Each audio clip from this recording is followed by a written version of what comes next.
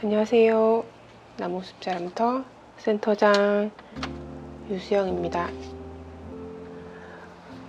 지난 시간에 대화로 조절하기 한번 살펴보았는데 오늘은 대화로 조절하기 예시 상황을 한번 같이 구체적으로 알아보도록 하겠습니다. 대화로 조절하기 예시 상황을 오늘 한번 살펴볼 건데요. 친구와 싸우고 자신의 잘못을 인정하지 않을 때 상황을 예로 들어서 설명해 보겠습니다. 상황은 친구와 놀면서 자신이 하고 싶은 대로만 해서 결국 친구가 화를 내서 싸우고 있는데 자신은 그렇게 한 적이 없다고 아이가 인정하지 않을 때로 예를 들어 보겠습니다. 엄마는 아이들이 놀고 있는 것을 처음부터 보고 있어야 해요. 왜냐하면 아이들이 어떤 상황으로 싸움이 일어나는지 그 상황을 알고 있어야 그 다음에 엄마가 개입이 가능하기 때문에 될 수 있으면 엄마가 아이의 상황을 주시하고 있으시는 게 좋아요.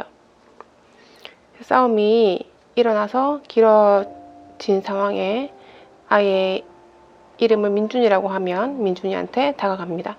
민준아, 지금 무슨 상황이야? 하고 아이한테 물어봐 주는 거예요. 그러면 민준이가 같이 놀고 있었는데 서준이가 자꾸 나한테 화를 내. 그래서 엄마는 그랬구나. 어떻게 된 상황인지 처음부터 설명을 해줄래? 하고 부탁합니다.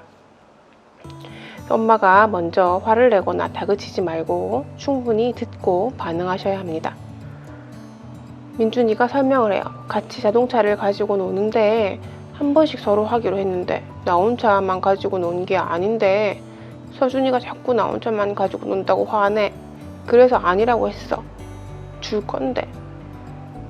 이제 민준이란 아이는 자기 상황에서 설명을 하죠, 엄마한테.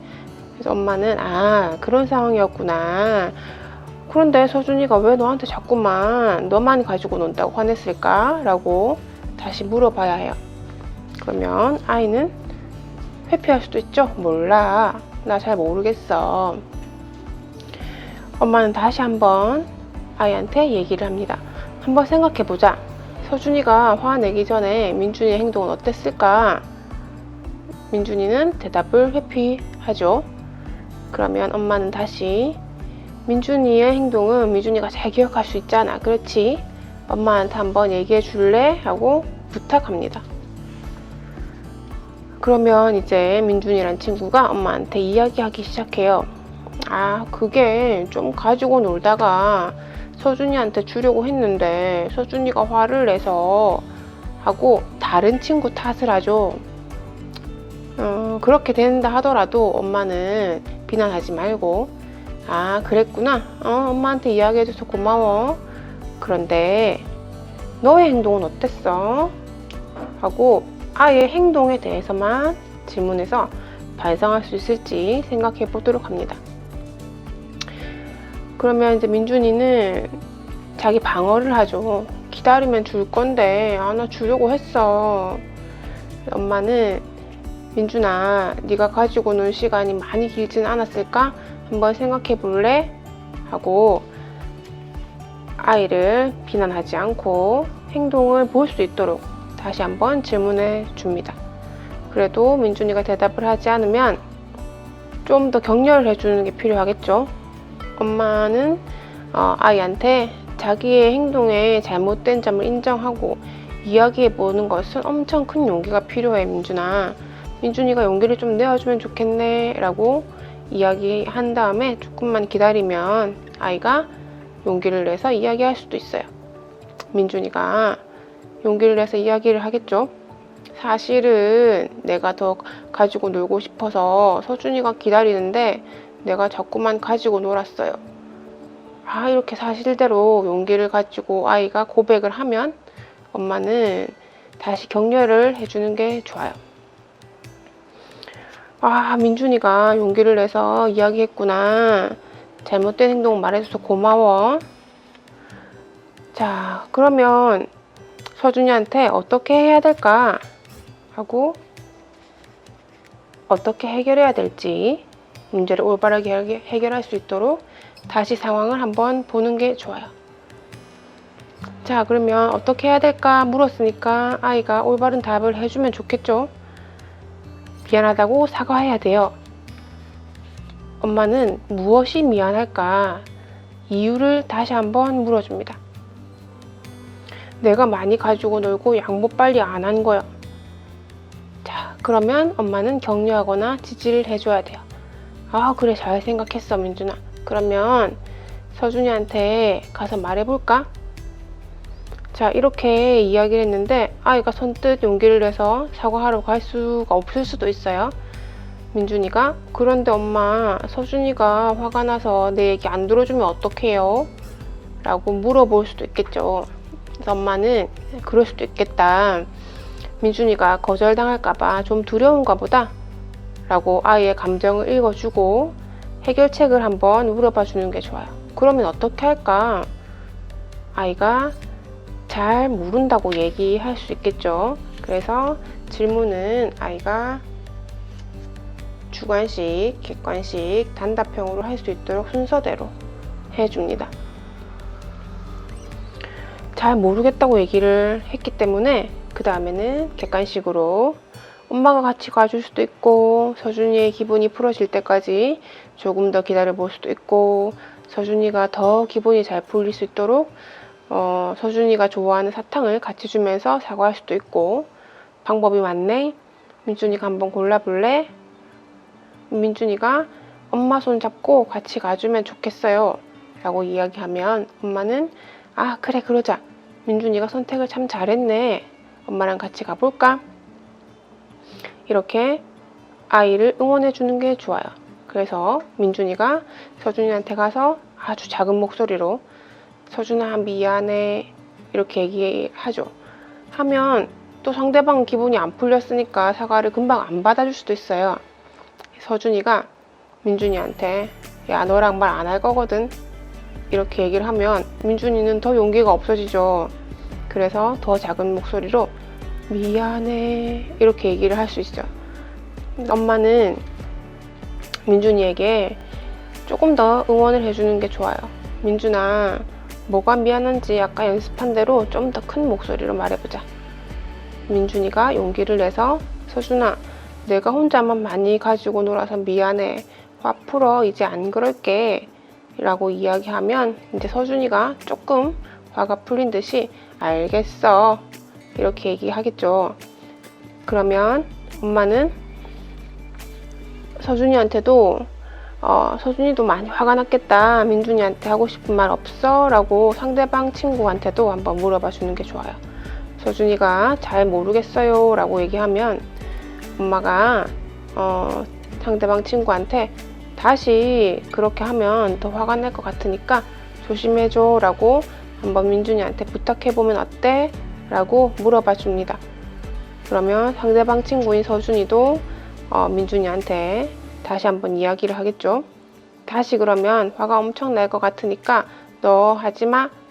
그러면 이제 민준이도 그 이야기를 듣고 한 번 더 생각을 합니다. 나도 그렇게 안 할게. 자, 이렇게 해서 아이들이 사과를 받고 나면 엄마는 아이들 둘 다한테 이야기를 잘했다고 지지를 해주고 서로의 기분을 잘 알아주는 좋은 친구들이라고 응원해줍니다. 그리고 지금 둘 다 기분이 좀 어떠냐고 물어봐줘요. 그래서 민준이와 서준이가 둘 다 좋아졌다고 얘기를 하면 엄마는 개입을 끝내시면 됩니다. 자, 그러면 그때 있었던 상황에 대해서는 이제 마무리가 됐지만 집에 와서 한 번 더 그 상황을 돌아봐 주는 게 좋아요. 그래서 민준이한테 민준아, 우리 아까 있었던 상황에 대해 한 번 더 생각해 볼까? 자, 이렇게 이야기를 하면 민준이가 어떡해요? 무슨 상황요? 하고 물어볼 수 있죠. 엄마가 그 상황에 대해서 다시 처음에 어떻게 행동해서 서준이랑 싸우게 되었어? 라고 상황을 물어봐 주면 아이는 그 상황에 대해서 기억을 더듬어서 이야기를 합니다. 서준이랑 번갈아 가면서 놀기로 했는데 내가 많이 가지고 놀아서 서준이가 화가 났어. 엄마는 잘 들어주고, 아, 그랬지. 아주 상황을 잘 기억을 하네. 그래서 네가 어떻게 행동을 했어? 를 물어봐 주겠죠. 그래서 민준이가 자기의 행동에 대해서 잘못했다고 인정을 해주면, 아, 내가 뭐 안 그랬다고 준다고 했어. 그래서 엄마는 아, 그래, 그렇지 라고 지지해주면서 그 행동은 어떤 행동이야? 라고 물어봐 줍니다. 그러면 민준이가 그 행동을 잘못되었다고 인정을 할 수 있어요. 아, 잘못된 행동이야. 그렇게 잘못된 행동이라고 인정을 하면 엄마는 지지해 줍니다. 자신의 잘못을 인정하는 것은 아주 큰 용기가 필요한데 용기 내서 말해줘서 고마워. 자, 그러면 너가 그 잘못된 행동을 아까는 인정하지 않았잖아. 자, 그러면은 다음번에는 어떻게 행동하면 좋아? 다음번에는 어떻게 행동하면 좋아? 다시 그 상황이 된다면 어떻게 할까? 물어봐주면 좋죠. 그래서 민준이가 친구와 놀 때는 혼자 많이 가지고 놀지 않아야 돼요. 이렇게 해결점을 찾으면 아, 그래, 그렇지. 너무 잘 알고 있다. 그렇게 해볼 수 있겠어? 라고 다시 물어봐 줍니다. 그러면 아이가 할 수 있다고 대답을 하겠죠. 자, 그런데 여기서 만약에 자신의 행동이 잘못되었다고 인정하지 않을 때, 너 행동이 어때? 라고 물어봤는데 나 잘 모르겠어. 나 기억이 안 나. 라고 인정하지 않을 때는 엄마가 기다렸다가 감정을 읽어주고 행동을 스스로 반성해서 이야기할 때까지 시간을 좀 줍니다. 기분이 나쁠 수 있어. 하지만 기분이 나쁘다고 그 행동이 옳은 건 아니야. 너 스스로 잘못된 행동을 찾을 때까지 조금 더 엄마가 기다려 볼게. 라고 아이를 비판 없이 좀 기다려줄 수 있어야 됩니다.